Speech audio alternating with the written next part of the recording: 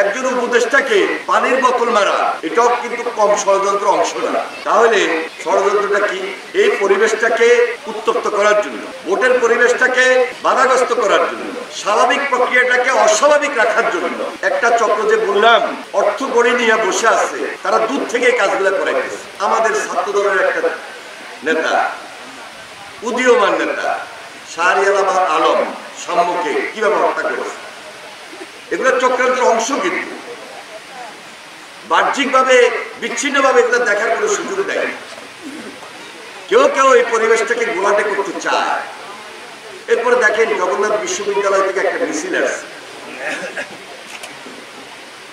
অনেক মিছিলে তো ঢাকা শহর এইভাবে হইতেছে। এদের সঙ্গে বসতে হবে, এদের প্রতিনিধিকে নিয়ে আলোচনা করতে হবে, আলোচনা করে আবার বিদায়ও দিতে হবে। আপনি তো সব দাবি মানতে পারবেন না, এবং একটা সাময়িক সরকার বা অন্তর্বর্তীকালীন সরকার সব দাবি কি এখনই মানতে পারবে? যেখানে 17 বছর লুটপাট হয়েছে, 17 বছর অত্যাচার অনিয়ম হয়েছে, তাহলে একটা নির্বাচিত সরকার আসিও তো সব সমস্যার সমাধান করতে পারবে না। তাহলে এখন অন্তর্বর্তীকালীন সরকার এই অল্প কয়দিনের মধ্যে, এই 7 মাসে, এই 8 মাসে, এই 9 মাসে কি সব দাবি মানতে পারবে? হয়তোবা অনেকেই দাবি তুলবে। আবার এই আলোচনাগুলো করতে হবে, সমাধানের চেষ্টাও বাইর করতে হবে। কিন্তু ওইখানে পুলিশ যেভাবে আবার পিটাইছে, এটাও কিন্তু ঠিক করা নাই ছাত্রদের উপর। এর ভিতরে আবার ষড়যন্ত্র ঢুকছে। তাহলে ষড়যন্ত্রটা কি? এই পরিবেশটাকে উত্তপ্ত করার জন্য, ভোটের পরিবেশটাকে বাধাগ্রস্ত করার জন্য, স্বাভাবিক প্রক্রিয়াটাকে অস্বাভাবিক রাখার জন্য একটা চক্র, যে বললাম অর্থ গড়ে নিয়ে বসে আছে, তারা দূর থেকে কাজগুলো করাইতেছে। আবার একজন উপদেষ্টাকে পানির বোতল মারা এটাও কিন্তু কম ষড়যন্ত্র অংশ না।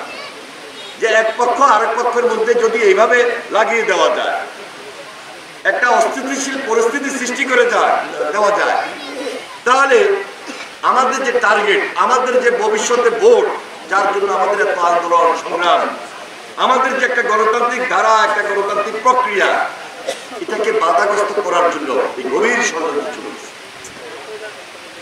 সুতরাং আমাদের সবাইকে খুব সজাগ থাকতে হবে, খুব সতর্ক থাকতে হবে। বাংলাদেশের শক্তিশালী থার্মিক স্টিল বার ফেমাস স্টিল লিমিটেড। কিভাবে খালেদা জিয়াকে আজকে দেশের মানুষ সম্মান দেয়? 3বারের প্রধানমন্ত্রী।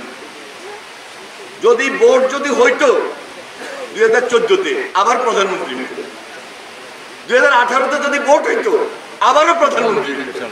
2024-এ যদি ভোট হইতো, আবারও প্রধানমন্ত্রী হইত।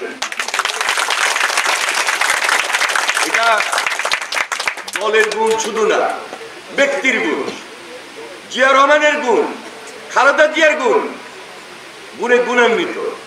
এবং এদেশের মানুষের আজকে শ্রদ্ধার জায়গায় দেশনেত্রী বেগম খালেদা জিয়া। তারেক রহমান বিদেশে আছে। দেখেন খালেদা জিয়াকে জেলে নেওয়ার পর আমরা যারা একটু হতাশ হয়ে গেছি, বিশেষ করে 2018-র পর আমাদের মধ্যে একটা হতাশা কাজ করতেছে, যে ভোট করে আবার 14-এর পর 18। এই যে হতাশা, এখান থেকে জাতিকে আশার আলো দেখিয়েছেন তারেক রহমান বিদেশে বসে।